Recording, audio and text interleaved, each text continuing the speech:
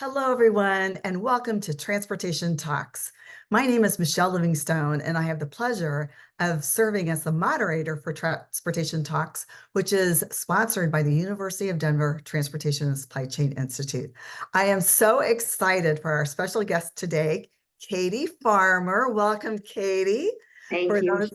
Oh, we're just so happy to have you. I think everyone knows that you're president and CEO of BNSF, but we'd love to get to know you better. And we're going to use the next 30 minutes to do that. So thank you so much for taking time out of your busy schedule. Right. So Katie, tell us about you. Sure. So I grew up on the North Shore of Chicago. I went to school at TCU in Fort Worth and got both my undergrad and my master's at TCU, and big Horned Frog supporters, and have worked for the railroad for over 30 years. Have a great husband who is, we say it takes a whole family to be a railroader, and he's all in. And then have a daughter that is just graduated from college 2 weeks ago and gainfully employed in Dallas, which is great, and a son who is also works in Dallas and has graduated as well. Oh, that's great. On all counts, that is really exciting. By any chance, did your daughter decide to go into transportation supply chain? She did not. No, she did not. So that may be the result of having been a railroader's daughter. I don't know. So. I understand. They love the railroad too, and they'll always call and tell me, "Hey, Mom, I saw this or I saw that." So, well, I understand. We always are trying to recruit and retain great women in the industry. So, you can actually start off in another industry and come to supply chain and transportation later. So it doesn't absolutely. So, Katie, it was rumored that you were going to be the CEO and president of BNSF. Actually, long before it was announced. I do believe it was because of all the women in the industry were rooting for you. And thank you. Oh no, it was tremendous. I still remember waking up in September, I believe, looking at my phone news feed like I always do every morning when it was officially announced, and it was just a thrilling moment. To be a woman in a Fortune 500 company CEO is amazing on its own right, but in the railroad, BNSF has been around for 175 years, and be the first female CEO is just a tremendous accomplishment. So yay, we were so excited. I appreciate that, Michelle. Thank you. There was so much going on at that point in time. As I just think back, COVID was still quite prevalent. There were a lot of DE&I initiatives out there that was creating a fair amount of consternation for employers and employees alike. I believe the railroad negotiations were starting or well on their way at that point in time, and I'm probably forgetting a few other key events that were taking place at that period of time. But you just had walked in. How did you prepare for all that? It must have been overwhelming. Yeah, Michelle, I tell people that the first couple of years as CEO, because of all those events, I felt like I was on, I don't know if you remember that Ashton Kutcher show where it was called Punked, and everything was just kind of, and I felt like, gosh, what's going to be around the corner next? I mean, you could never really prepare for those kind of significant events during the first couple of years of the job. So, I think that you, as any leader does, you have to be prepared for change and for constant change. And just like you at Home Depot, I'm sure it just felt like it was constant change. I think the thing that really felt different about that was really not so much the magnitude of the change, but just the pace of the change. It just feels that that's accelerated over the last several years. And so, that's change on many fronts. It's change with the type of work, it's changed with the workforce, it's change in technology, innovation, and just change in the markets themselves that we're serving. So I think, having said that, no one really saw the pandemic coming. And much of the disruption that we saw during the pandemic was really around the human reaction to the pandemic. And you had everything from folks in the workforce reevaluating their careers, to the supply chain challenges that we both lived through, stemming from, the massive amount of goods and services that were coming into the West Coast. And so, a lot of that, if you think gosh, I could have been well prepared for how a society reacts to a global pandemic. I would have had smooth sailing, but that just wasn't the case. I think to your second question, it really goes back to what I said about the nature, of railroading and constant change. To be successful, we have to anticipate challenges, but you also have to be really ready to quickly pivot. And I think that's what we want to continue to focus on, especially in, like you said, 175-year-old industry that may just not come naturally to quickly pivot. And so, we focus a lot on that. We focus a lot on our how do we adapt, and that's not just me. That's really how our leaders are shaped by BNSF's culture. And, as you mentioned, I've been with the railroad for over 30 years, and I've literally grown up here. And so I've been shaped by that culture. And what I enjoy most about our culture, Michelle, is that we put a really heavy emphasis on the how, not just the what you accomplish. And I think that also helps us in times of change because, we hear the quiet voices. We know that people can bring forward ideas and we can do things differently. And there's really a culture that embraces that. I think the other thing too is that, with any kind of environment that changes quickly, it's important for a company and its employees to know that there's a constant. And for us, the constant is our leadership model. But it's also, we keep our business model pretty simple at BNSF. There's a lot of commentary out there right now about pivoting towards growth and focusing on growth. And for us, we really have a very simple business model. We want to give industry-leading service. We want to get the most out of our assets. We want to get value for what we do. And then when you do all of those things well, you typically have returns that allow you to say yes to your customers. And so I think that constant and knowing that we have just a growth in our DNA and at BNSF really helps to get through a lot of those challenges. And so, I just think that that's how we quickly adapt to change and how we, how we navigate through a lot of what's been really contentious times in the last couple of years. Hasn't been easy, but there's always that consistency and that business model and the DNA that we have around growth. Yeah, absolutely. Well, I want to talk about that in more detail, but I'd like to just go back and just ask, as you were moving into this role and going through all this change, as you think back, were there any particular roles or projects or mentors or anything that you say, oh, thank goodness I had this to fall back on because that really helped you get through some of the wild and crazy times that you were experiencing? Sure.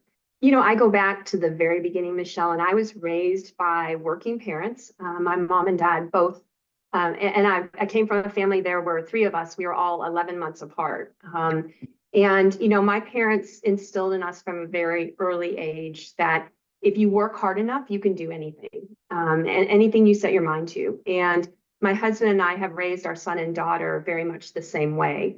And I was fortunate to go to work for a company like BNSF that also believes in providing everyone the opportunity to develop to their full potential.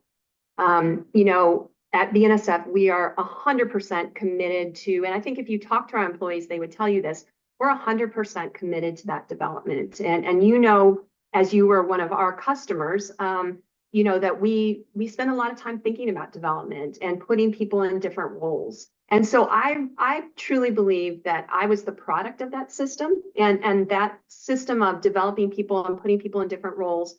It gave me a broad cross section, having worked on the commercial side, having worked in the operation as chief operating officer, having been in finance, customer service, having those different careers really within inside of that 30 plus year career was important, not only because obviously you want to have as much subject matter expertise as you can gather, but it also helps you, I believe, to really have appreciation for different roles and really empathy across the company for how challenging what we do really is. And so I think that's the thing that best prepared me is sitting on really those different roles and having an appreciation for all aspects of the business.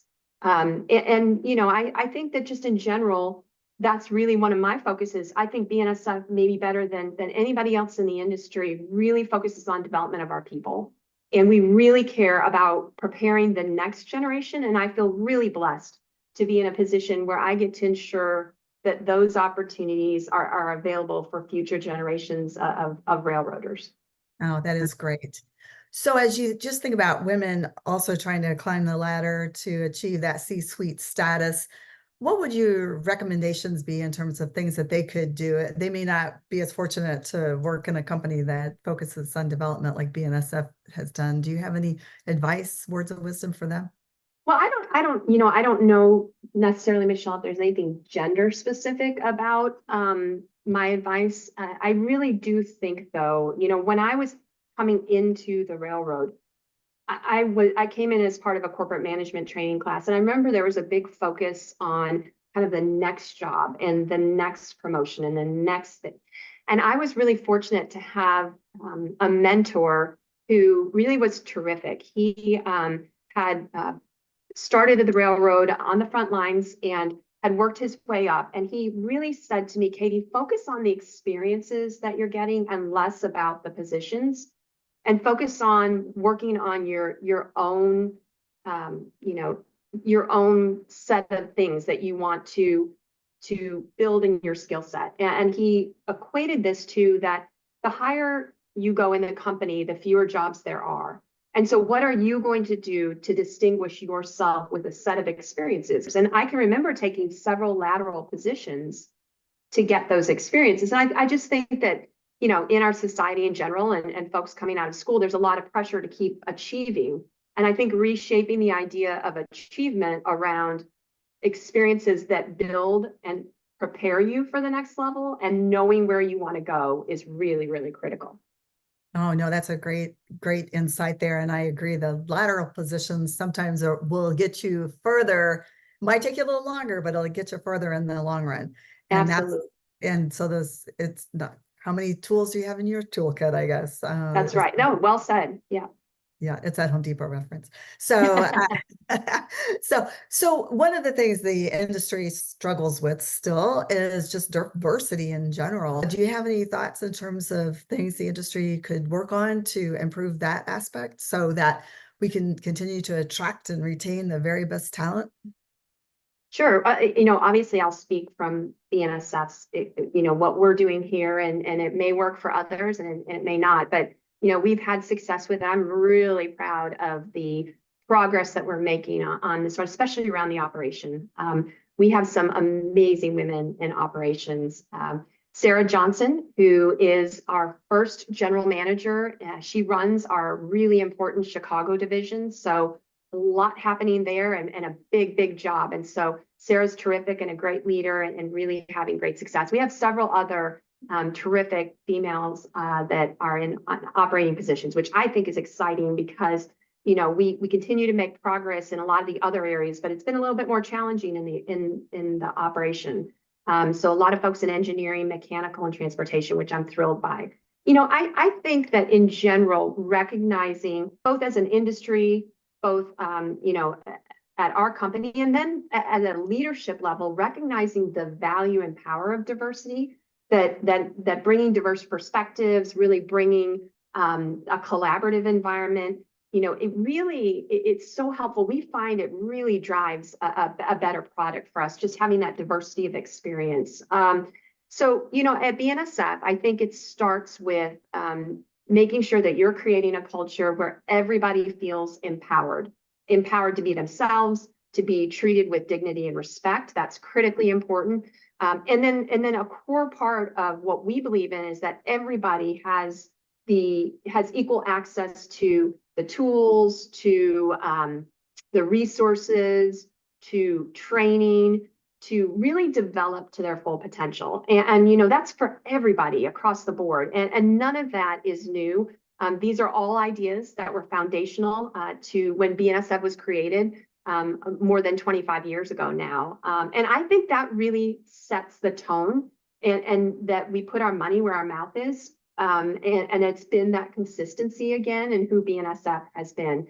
There's a couple of more tactical things that we do. We, like many other companies, have business resource groups, and those are fantastic ways for people to find connections inside a company as big as BNSF, where they can get together and, tackle challenges that exist, where you can find, other folks that are dealing with some of the things that you're dealing with either inside the company or what's going on at home. I had the opportunity just the other day to get to talk to our women's business resource group, and it was for Mother's Day. And we talked a lot about the challenges of being a mother or being in a caregiver role. And, from that conversation, not only did we talk about the challenges of being a caregiver with, young children, growing children, but we also talked about the challenges of having aging parents and how that's a caregiving role that many of us were brand new to, and the challenges. And I got a lot of emails after that saying, I'm so glad you brought that up because that's something I'm really dealing with. And just, having the ability to have those conversations. When I started, we would have never had conversations like that at work. And I think that really great things come from that because, we have changed our benefit structure from conversations that have come from some of our BRGs. We have put a lot of things in place to help a wide range of folks that really needed to be done. And I think those are the kinds of things that will bring more diversity into the rail industry. And it's something that we've made a lot of progress on. I'm incredibly proud of BNSF. We specifically around what we've done to make this a place that women want to come and be a part of the railroad. We were recognized in 2023 by Forbes as one of the best employers for women. We won the Women's Choice Award in 2023. And then in 2024, I believe it was 2024, the greatest workplace for diversity by Newsweek. So a lot of really great progress. Now, what I would say, Michelle, with all of that is that this is really a journey. And we have a lot more to do in this space as a company, as an industry. And as you mentioned when we started, not a lot of female CEOs just in business. And so I think while there's been a lot of great progress made, we also need to stay focused on it. And there's certainly more work to be done on the journey. Well, I love all the efforts that you're putting forth to really make people belong. I think that belongingness really is the stickiness that keep people wanting to come to work every day. And that's a really important thing. So I appreciate and applaud all of your efforts. And yes, it is a journey, but part of it is just caring enough to even want to focus on it. But, real life and real business gets in the way sometimes of things. And, how do you maintain that morale and that sense of belonging when you sometimes have to make really, really difficult decisions and make adjustments in workforce? And I know BNSF has had to do that recently. And that's got to be really challenging because on the one hand, you've got all these great initiatives going on. And then on the other hand, you've got associates questioning that because it's like, well, if you really believe that, then why did you go do that? How do you reconcile all that? Well, change is hard regardless. So let me start there. But I think it goes back to you have to invest in your culture, in your corporate culture. And I used to explain character to my kids. And I think it's kind of the same thing. I used to explain character to my kids as it's what you do when nobody's looking. And right. And who you are when no one is watching. And I think if you substitute culture is what your company's really like on the inside and how you communicate with people, how you treat people. And that's how you do that consistently over time. It can't be, corporate culture can't be something that you work on only during tough times or when there's a handful of comments on social media or you're trying to turn on a dime because there's a challenge.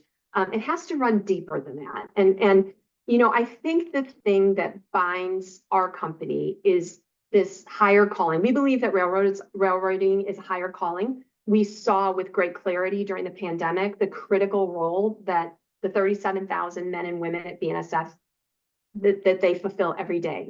They delivered PPE and medical supplies and showed up day in and day out. When we go into peak season and we deliver for UPS and FedEx and, everybody rallies around having a perfect peak. there's just this deep sense of purpose and that what we do matters and that it's important. And no matter how challenging things get, whenever I'm at a town hall with our employees in the field, no matter where it is, the very first thing I do is start by thanking our employees and reminding them that with all of the challenges we're facing, that what we do matters and that railroading is a high calling. And I think that fosters an environment where our culture runs deep, and short-term challenges don't erase 175 years of a great culture. And so we just continue to focus on that, and we come back to that while things are challenging, that what we do matters. We also spend time, Michelle, doing what we call people leader training, where every single year we train our 5,000 leaders. We bring them every year in for 2 days of training. We've done this now. Next year will be our 25th year. We've done it through the pandemic. We've done it through recessions. We invest, and we bring all of our leaders in, and we train on the 5 tenets of our leadership model. Oh, that's great. Well, I appreciate that. And there's no doubt that your team is chock full of essential personnel that the country relies on. And it's great that folks are willing to get up and do the hard work every day. So we appreciate it. So thank you for that. So just going back to kind of more business aspects, you mentioned clearly you're very passionate about growth and innovation. Can you expand on that a little bit more in terms of what you're seeing for the future and what you're excited about and focused on? Sure. So, it's one of the things that the reason we're focused on growth is because, as you know well, our business is really a reflection of the industrial and consumer economies. And so, we have peaks and valleys. We have markets that, are strong and then they disappear and fade away. And we have to be able to replace those opportunities with new opportunities. So we always have to be in a position where we are focused on growth. I think for this model to work, what we have to do is we have to always be committed to having capacity for our customers. That's a huge thing, that we're able to say yes when our customers bring us business. We as we did with you, Michelle, at Home Depot, we always have to collaborate with our customers. So the ability to drive innovation and growth means that we have to listen to our customers. We have to be able to understand where their markets are going. We have to be nimble and agile to do that. And I think that a lot of that is really a constant reminder that you have to be in that mode of collaboration, of thinking ahead. One of the biggest challenges we definitely have for us is that we have to have capacity in advance, well in advance of when folks need it. And that's a challenging thing to do. If we think about at BNSF, I feel really fortunate that we have an owner that, while he wants us to do well from quarter to quarter, he really takes a long-term view on investing in capital. You can see that in really our demonstrated commitment to growth. Just in the last 5 years, we've invested, over $17 billion. And that's an investment in track. It's an investment in capacity. It's an investment in our logistics centers, our logistics parks. It's collaborating with our customers on things like renewable fuels. That's an exciting new industry for us. So as we see coal and structural decline, we see new markets like renewable fuels coming on, it's a really dynamic time, and it's a great opportunity for us to collaborate. We get to handle the inbound product as well as the finished clean fuel, and so it's an exciting new opportunity.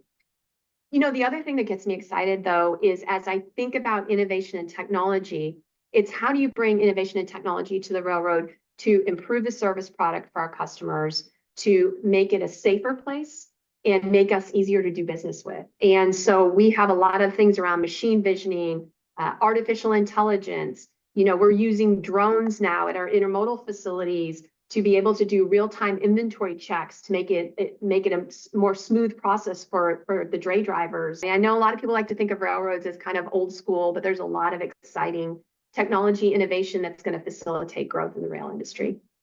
Yeah, I mean, when you lay it out, what you just did, I don't know how anyone could think that it's just same old in the rail industry, and certainly not at BNSF, which is really exciting. And that will be one way to continue to attract and retain the very best talent, because that is an environment folks will want to be a part of. So Good point. Yeah, great. So Katie, one of the new innovation items that started last year with JB Hunt, I believe it launched in November of 23, was the opportunity to create this new partnership and launch the quantum service. Can you tell us how that's been going and what customers can expect going forward?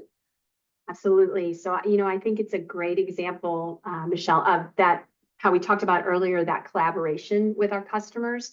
It's interesting. It really originated when John Roberts and former CEO and Shelley Simpson, current CEO now, sat down together and we talked about, how could we really go after that over the road market that wasn't moving intermodally, and what did we need to do to really either improve the product or change the product, do something different to really go after that freight that had never moved intermodally. And the name quantum is not a mistake. If you'll recall, it was really the name of the product that JB Hunt and Mr. Hunt and the Santa Fe Railroad named the first intermodal product, where there was alignment between a trucking company and a railroad. And so, as we talked about it, John and I kind of coined the term back to the future. It was, thinking about that was really a period in time that delineated a big innovation in the intermodal industry. And we wanted quantum, this new product, to be the next big innovation in the intermodal industry. And the breakthrough about this service is that it really offers customers the consistency, the agility, the speed needed to really go after that very service sensitive highway freight, and be able to take advantages, the sustainability and the advantages of rail. Right now, we are delivering a product jointly with JB Hunt, which is truly moving highway converted freight, and it's a day faster than our traditional intermodal. And we're currently providing 99% door-to-door on-time performance. And so, as you can imagine, we are having large customers that have never used rail that are saying, "I'll try this out." And so it's really an exciting thing. It's customized for each customer. The very first step that we do is we sit down, we try to understand what the customer's service expectations are, what their transit needs are, what their operational procedures are, and then we really put together this customized quantum product. The thing that's really exciting about it is that we really are able to convert that over-the-road freight, and the integration, none of that really could be possible without the integration that we have with JB Hunt. We literally have JB Hunt and BNSF team members sitting together here on our Fort Worth campus, 24/7, watching every single quantum load. And again, none of this really could be possible without the deep integration that, 30 years of history that we have with JB Hunt. So our operational procedures, our technology, our planning, all of that is really deeply integrated now with JB Hunt. Well, that is really exciting. I'm glad that it's been well received in the marketplace. And the other benefit of all that too is the sustainability benefits. And yes, many shippers and customers and consumers alike are all about that. So that is great. Wishing you great success on that. So thank you. our time is almost up. I just want to ask one last question. And you had mentioned early on that you have your MBA from TCU, and obviously you must be a fan of advanced education here. So tell us what you see from that. Yeah, I am absolutely. I was fortunate enough that with the former Burlington Northern, who's the railroad that I started with prior to the BNSF, that the Burlington Northern was able to make it possible for me to go and get my MBA. And, I think that much like many other things in life, you get a lot from the subjects that you're studying and the great professors and all of that. But I got almost as much from the interaction with the cohort. And, I still to this day talk to several of those folks. We are a big proponent of that at BNSF. interesting story. I'm on the board of trustees at TCU, and I got to sit on the stage and not only hand my daughter her diploma, but I got to congratulate our general manager from the Kansas division, Mike Freisinger, who spent the last couple of years getting his master's through BNSF. And Mike would say the same thing. I've had the conversation with him, and he said, you know, Katie, I'm so fortunate for the opportunity to do it. But what I really enjoyed was the network that I made and learning about how other leaders and other companies are solving problems. And I think that's the really the almost the intangible piece that people don't realize. But I fully support, you know, a continuing education. I think it's great for everybody, and I particularly love University of Denver, you know, TCU, how the schools do it, where they really incorporate the best of real world with that education that's so important. And I think that's really the recipe for success, combining those two experiences. Well, that's great. Thank you for that perspective. So this is going to conclude our transportation talks for today. Katie, thank you so much for your time. You're an awesome guest as always. For the audience, please know that you can find all of the transportation talks, which included Mark Rourke, who was my guest in first quarter. He's the CEO of Schneider. You'll be able to see Katie online as well on your favorite social media platform. And then next up is Ryan Hofek, who is the Chief Operating Officer with DCLI. So we like to explore all modes of transportation. And so we're excited to bring that to you. So thank you again, and we'll see you soon.